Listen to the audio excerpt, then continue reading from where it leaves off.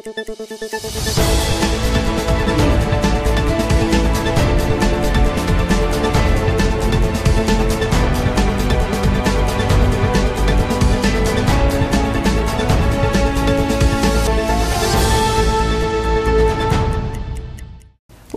телекөрүүчүлөр, эфирде актуалдуу маек көрсөтүүсүнүн кезектеги чыгарылышы. Студияда Бурмагүл Чабдарова, саламатсыздарбы.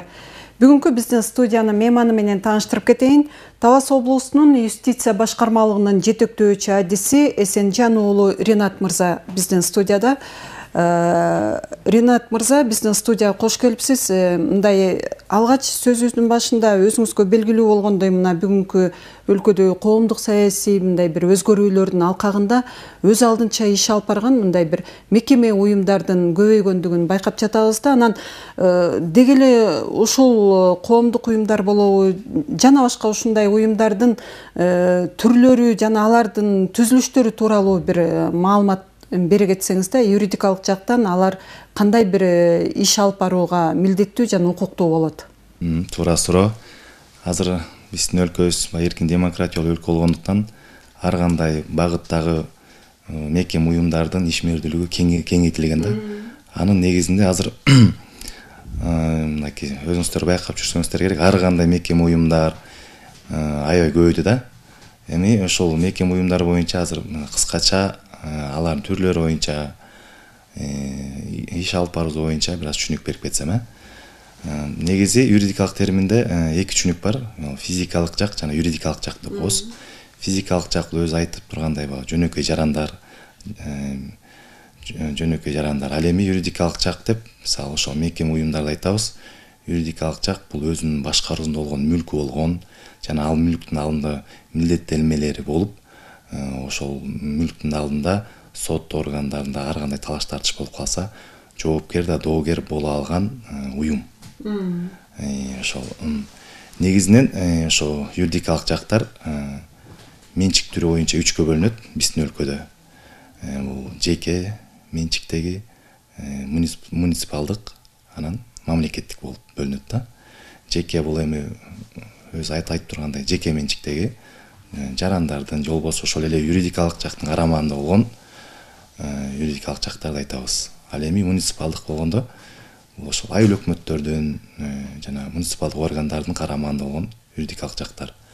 Ал эми мамлекеттик өзү аты айтып тургандай, ушу мамлекеттик орган, мамлекеттик бюджеттен мекемелер, ошо республикалык бюджеттен каржыланган бардык мекеме уюмдар бул мамлекеттик юридикалык жак болуп эсептелинет. Ошондой эле ишмердүүлүгү боюнча экиге бөлүнөт. Коммерциялык жана коммерциялык эмес. Коммерциялык уюмдарга кеңири токтолуп кетсек, анткени азыркы биздин мамлекетте аябай кеңири тараган коммерциялык юридикалык жактар. Бул биринчи жоопкерчилик чектелген коомдор, кошумча жоопкерчиликтеги коомдор, акционерлик коомдор, толук шериктештик коомдор, ошондой эле мамлекеттик ишканалар, коммерциялык кооперативдер болуп бир топ түрлөрү бар да. Эми ушунун негизинен биздин коомдо, биздин өлкөдө кеңири жайылган бул түрүнө токтолуп кетсек, бул жоопкерчилик чектелген коом.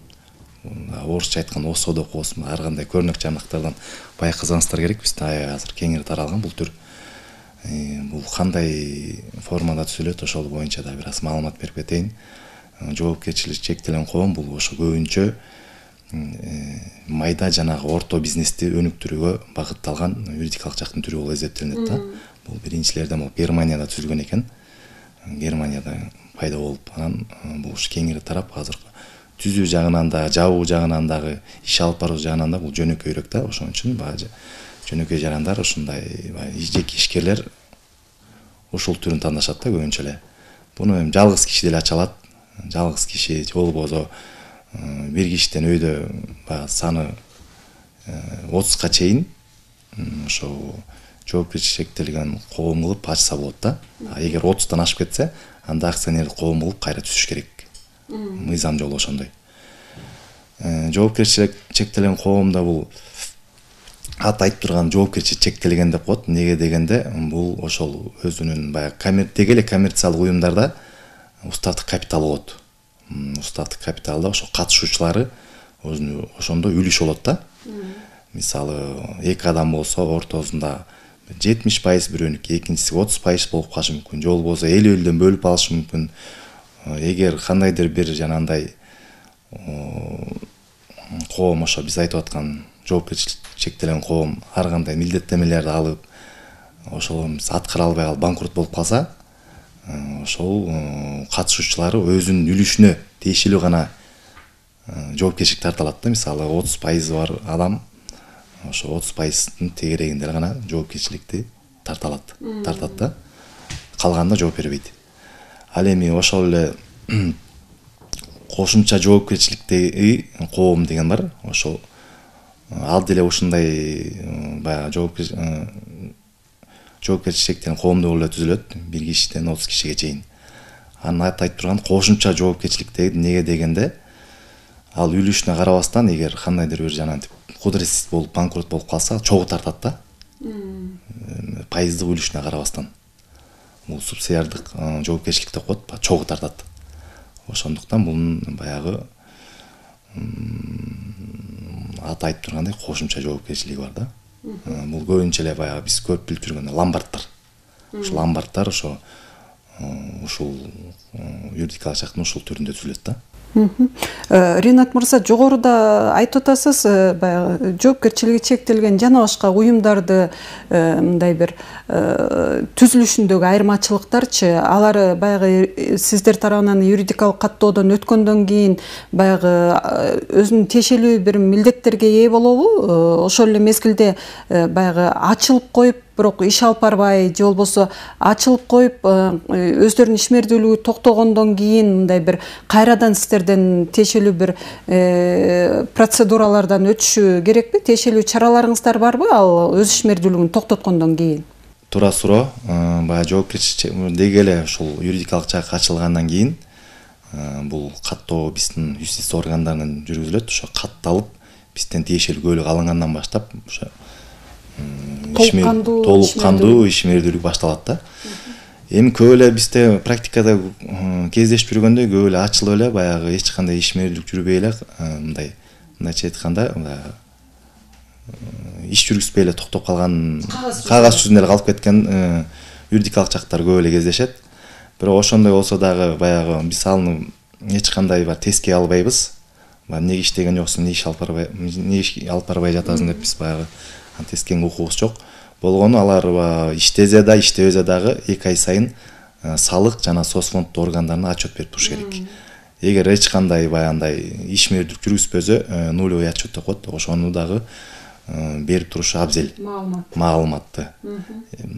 Мисалы көп эле баягы биздин түшүнүк боюнча баягы эгер иш жүргүзбөсөк, мен эмнеге отчет бермей элем деп жүрө бергендер дагы практика жүзүндө өтө көп да. Бул албетте мыйзамдарды бузууга алып келет да, жанагы эртели кеч ар кандай айыппул салынууга алып келип калышы мүмкүн. Эгер таза эле эч кандай отчет бербестен жүрө берсе юридикалык жак, салык органдарынын эмилгеси менен сот органдарына өткөрүп берип, мажбурлоо жою менен жоюлат да андайлар. Өздөрүнүн демилгеси менен жабылууга дагы укуктуубу? Албетте, эгер юридикалык жак өзүнүн баягы милдеттенмелерин аткарууга зарылчылыгы жок болуп калган учурда, ошол ачкан түзүүчүлөр, уюштуруучулары жапканга албетте акысы бар. Ал үчүн процедурасы бир аз татаалыраак, жабуу процедурасы ачканга караганда. Ошого кеңири токтолуп кетсек, мисалы юридикалык жак өзүн жабам деп чечкенден кийин түзүүчү тарабынан чечим кабыл алынат жабылуу тууралуу. Анан ошол чечимди анан бизге жөнөтөт. Эме кабарлоо жолу менен жоюлуп атам депчи. Биз өз кезегинде ошо юстиция министрлигинин расмий сайты бар. Аз бир аз бул процесс жөнөкөйлөштүргөн, мурун газетага беришчи. Биз билсеңиз керек баягы. Ар кандай газеталарда биз жарыялоодо окуп калчык да. Баягы жабылып атат, дооматтар болсо 2 ай ичинде кабыл алынат деп. Азыр газеталарга берилбей, бул расмий сайтка илим калды. Бирок 2 айдан кем эмес илим туруш керек. Ал кулактандыруу 2 ай өткөндөн кийин баягы юридикалык жактын уюштуруучусу ошо салык органдарынан, социалдык фонд органдарынан карыз жок деген аныктаманы, тиешелүү документтер архив мекемелерине өткөрүлүп берилген тууралуу аныктаманы жана жоюу балансын бекитүү тууралуу чечимин бизге өткөрүп, анан кийин жабылат да. Ошол эле учурда ошол сиздер айтып жаткан мекеме уюмдар мындай бир өз ишмердүүлүгүн мурдагы жагдайда эмес, башка жагдайда улантууну кааласа, тиешелүү бир каттоо же болбосо кайра каттоо чараларын жүргүзө алышабы? Албетте. Эгер юридикалык жак кошулса, кайра түзүлсө, же болбосо баягы бардык юридикалык жакка өзүнүн устабы болот, ишмердүүлүгүн аныктаганчы, же жобоз болот да. Ошол жобозуна же уставына өзгөртүүлөр кирсе, же болбосо өзүнүн фирмалык аталыш өзгөрсө, мисалы, мен мурун жакшылык болсо азыр тынчтык сыяктуу кылып өзгөртсө, аны ошо сөзсүз түрдө бизден кайра каттоодон өтүшү зарыл, шарт. Кайра каттоодо эле ошол жанагы каттоодогудай эле документтер керек. Мисалы, ошо коммерциялык уюмдарга чечим зарыл. Баягы неге өзгөрүп атат? Устав өзгөрүп атабы, же болбосо ат өзгөрүп атабы, же юридикалык дареги өзгөрүп атабы? Ошол боюнча чечим талап кылынат. Ал эми коммерциялык эмес уюмдарга чечимден тышкары дагы баягы жаңы типтеги, жаңы кабыл алынган уставы же жобосу талап кылынат да. Ринат мырза, жогоруда айтып атабыз, ошол мекеме уюмдардын түзүлүшү же болбосо анын түрлөрү боюнча ошол эле учурда жеке жактар тарабынан түзүлгөн баягы уюмдар тууралуу бүгүнкү күнгө чейин ошол биздин өзүңүз жогоруда да белгилеп кеттиңиз, баягы айрым бир жагдайларда баягы өздөрүнүн жүрө берсем деле болот, же болбосо кайра каттатуу, же болбосо мындай бир ошо ишмердүүлүгүн мындай бир көзөмөлгө алып туруу жагдайларын экинчи планга коюп койгон жеке жактар да бар да. Бирок ушулардын алкагында ошо жагдайдан улам мындай бир юридикалык сабаттуулук деген маселе көтөрүлөт да. Ушул жагдайда биздин мындай тургундарыбыздын, жергиликтүү жарандарыбыздын мындай бир юридикалык сабаттуулугуна кандай баа бересиз ушундай иш-чаралардын алкагында? Бул боюнча азыркы акыркы мезгилдерде ушу көп кездешип атат. Ушу көбү ачкан менен өзүнүн милдеттерин толук билбейт да. Мисалы, ошол эле маалда юридикалык жактын жетекчиси которулуп кетсе, же болбосо паспортундагы маалыматтар өзгөрсө, жана башка ушундай маалыматтар өзгөрсө, бизге кайра каттоого алып келбеген процедуралар бар да. Мисалы, ошондо жаңы токтолуп кеттим. Жетекчиси которулса, же болбосо жанагындай паспорттогу маалыматтар которулуп кетсе, бизден сөзсүз түрдө бизге кабарлоо милдеттүү. Ошо чечим кабыл алгандан кийин, мисалы, жетекчиси которулду да, ошол тиешелүү буйрук чыккандан кийин 1 айдын ичинде бизге юстиция органына кабарлоо милдеттүү. Эгер ал, мисалы, юридикалык жак көп эле азыр практикада кездешип атат, жүрүшө берет да, баягы кабарлабай, анан баягы кандайдыр бир жагдай чыгып калганда эле келип калышат. Сөзсүз, анткени бизде бирдиктүү база бар да. Ошо налог соцфондторго барганда чыгып калып атат да. Сен жетекчиң бөлөк киши турбай депчи. Анан юстиция органынан, баягы юстициянын базасынан мындай болуп чыгып атат дегенде бизге келишип атат да. Ал ортодо 1 жыл, жарым жыл өтүп кеткен убакыт болот. Анан ал учурда азыр бузуу кодексине дагы ушундай нормалар кирип калган. Бул айып салууга алып келет да, 5000 сом. Ошону баягы юридикалык жактардын түзүүчүлөрүнө ошо учурдан пайдаланып айтып кетет элем. Эгер кандайдыр бир өзгөрүүлөр болсо, сөзсүз түрдө юстиция органына кайрылыңыздар деп. Ринат мырза, өзүңүз билесиз, акыркы мезгилде деги эле бардык тармакта санариптештирүү жагдайлары орун алып атат да. Анан жана жогоруда өзүңүз айткан ошо мекеме уюмдардын өкүлдөрүн, алардын жетекчилерин болобу, же тиешелүү тараптарга мындай бир электрондук таризде кызмат көрсөтүүлөр юстиция башкармалыгында, деги эле юстиция тармагында ишке ашырылып жатабы?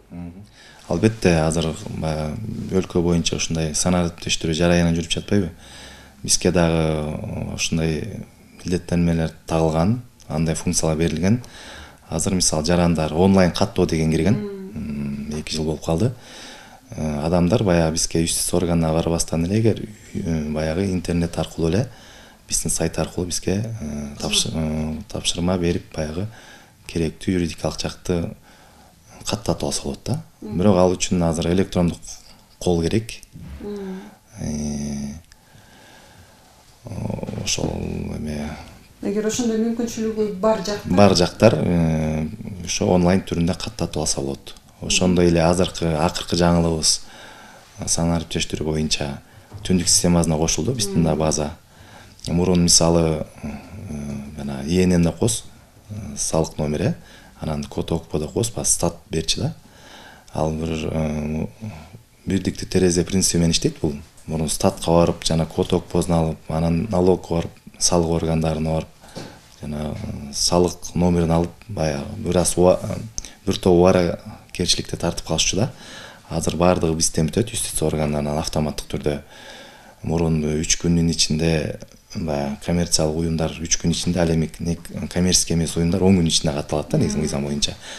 Азыр мисалы бүт документтер шайкешкелик мыйзам чегинде бар болсо, мисалы ошол эле айтып аткан каттоо номери, салык номери, статтагы коддор автоматтык түрдө жарым сааттын ичинде келип калат да азыр. Бул баягы ыңгайлуу адамдарга бир топ эле шарт түзүлүп калды деп десек болот. Ринат мырза, ошол эле мезгилде баягы биздин тиешелүү тараптарга өздөрүнүн юридикалык көйлөндүрө турган мындай бир кызматтан пайдалануу зарылчылыгы келип чыкканда, ошо сиздерге тиешелүү сайттар же расмий баракчаңыздар ошол тараптардан маалымат алууга мүмкүнчүлүк барбы?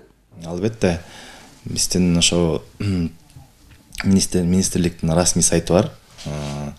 Кыргыз Республикасынын юстиция министрлиги деле жазса дароо чыгат. Ал жерде ошо биздин ишмердүүлүккө тиешелүү бүт бардык маалыматтар камтылган да. Ошол эле мынакей юридикалык жактар боюнча атайын бирдиктүү өзүнүн электрондук базасы бар. Ал жерден кирип керектүү маалыматтарды алса болот. Ошол эле нотариат боюнча кайсы районда кайсы нотариус иштеп атат, ошо мамлекеттик нотариустардын, ал эле эмес мамлекеттик эмес, жеке нотариустардын реестрлери бар. Ошо ат жөнүнөн бери билсе болот да. Ошондой эле юстиция министрлиги элге кандай кызмат көрсөтөт, кандай функциялар бар, ошол боюнча кеңири маалымат камтылган. Ошого кирип дароо эле ошол акысыз юридикалык кызмат көрсөтүүлөр тууралуу дагы ал боюнча да токтолуп кетсек, ошол азыр ар бир областка ошо борборлор ачылган, акысыз юридикалык жардам көрсөтүү борборлору. Ал жерде эки түрдө, консультация түрүндө жанагы укуктук жардам көрсөтүлөт. Мисалы, кайрылган жарандар эгер кандайдыр бир юридикалык кеп кеңештерге муктаж болсо, бизге кайрылып, тиешелүү кеп кеңештерди алса болот. Ошондой эле бизде жана адвокаттар бар. Реестрге киргенде коз атайын ошол бекер юридикалык жардам көрсөтүү боюнча тиешелүү жардамдарды берет. Ал үчүн баягы атайын критерийлер бар. Баягы жарандар өзүнүн колунда жок болсо, майып болсо, жана башка ушундай критерийлер бар. Ошого туура келсе, биз аны адвокаттар менен камсыз кылууга милдеттүүбүз да. Ринат мырза, өзүңүз билесиз, бүгүнкү күндө баягы бир заманбап жашоонун алкагында дейли, биздин өлкө жарандары, ошол эле биздин Талас областынын жарандары мындай бир эл аралык каттамдарга байма-бай чыгып жатышат да. Анан ошол эле мезгилде ошол биздин өлкөдөн чыгып кеткенден кийинки жарандарыбыздын бир юридикалык мүмкүнчүлүктөрү кандай болот да? Тиешелүү бир чаралар барбы? Мындай бирдиктүү иш алып барган башка мындай бир эл аралык деңгээлдеги аракеттердин алкагында биздин ушу жарандарга мүмкүнчүлүк бере турган? Албетте бар. Азыр мисалы жашыруун эмес, биздин өлкөдө миграция күчүндө.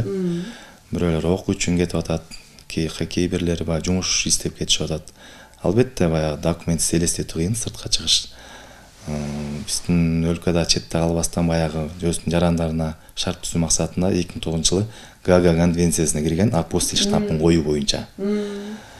Апостиль штампы деген эмне? Бул боюнча азыр бир аз түшүнүп берип кетейин. Апостиль штампы кагазда базылгандай моундай штамп болот атайын. Бул француз тилинде бул жерде. Бул жак мамлекеттик тилде толтурулат да. Бул апостиль штампы эмне артыкчылык берет? Муну өзүңүздөр билесиздер. Азыр бизде бул апостиль штампы өлкөбүздүн расмий бүт мамлекеттик органдардан чыккан иш кагаздарына базылат. Бул ошо мыйзамдаштыруунун жөнөкөйлөштүрүлгөн жолу да. Бул 106 өлкөдө таанылган. 3 мамлекетте таанылбайт биздин документ. Бул Бельгия, Германия, анан Грецияда. Булар Гага конвенциясына Кыргыз Республикасынын киришине каршы болгондуктан бул документтер 3 өлкөдө таанылбайт. Калган 106 өлкөдө биздин документтер таанылат да. Бул эмне берет биздин жарандарга? Бул эми бул мыйзамдаштырылган жөнөкөйлөштүрүлгөн түрү. Мисалы адам бала жаран мисалы сыртка чыгып атат.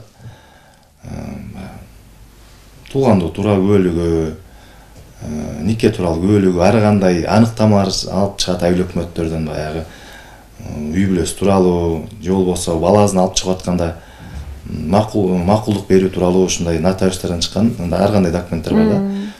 Ошо документтер биз тиешелүү апостиль штампын баскандан кийин ошо бараткан өлкөсүнө бул эч кандай мыйзамдаштырууну талап кылбайт. Бул дароо эле кабыл алынат и жана таанылат да. Бул абдан ыңгайлуу. Эч кандай суроо жаратпайт. Дагы экинчи түрү бар. Бул консулдук мекемелерден легалдаштырылат. Ал бир аз татаалыраак да. Консулдарга баш керек. Консулдуктарга барып ошол жерден мыйзамдаштырылат да. Бул анын жөнөкөйлөштүргөн түрү да. Жогоруда айтып аткан штамп боюнча да бул кандай шартта ошо биздин жарандарга басылып берет? Тиешелүү бир акылуу жагдайда ишке ашырылабы же кандай? Мурун бул юстиция министрлигинде эле базылчу. Азыр баягы суроо талап көбөйгөнүнө байланыштуу юстиция министрлиги жер-жерде өзүнүн аймактык бөлүмдөрүнө укукту берди. Биз азыр мисалы Талас облусунун тургундары Талас облусунун юстиция башкармасына кайрылып, ошо апостилдин тиешелүү документтерине апостиль штампын бастырып алса болот. Анын үчүн эгер 2 күндүк мөөнөттө бастырам десе 940 сом, бир күндүн ичинде бастырам десе 1880 сом да. Жок, меники өтө шашылыш болуп атат деп кайрылса да болот 3 сааттын ичинде. Анын үчүн дагы тариф 2 эсе көбөйөт да, 3740 сом болот. Ошо апостиль штампын бастыруу үчүн жаран ошол чет өлкөгө алып чыгып аткан документин көтөрүп келет. Андан тышкары паспорт менен кайрылып тиешелүү арыз жазат да. Бул өтө жөнөкөй.